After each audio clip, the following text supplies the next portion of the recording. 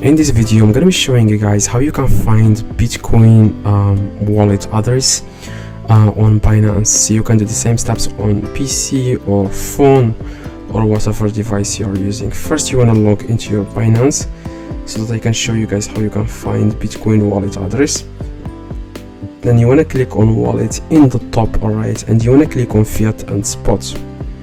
So next thing you want to do, guys, you need to scroll down and then scroll down again, and here where it says here search coin, you want to search for Bitcoin. This is Bitcoin, as you can see. So next to that, in the action section, you want to click on deposit.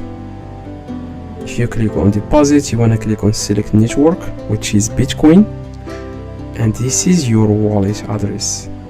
So after you send someone your wallet address, make sure you tell them the network is Bitcoin.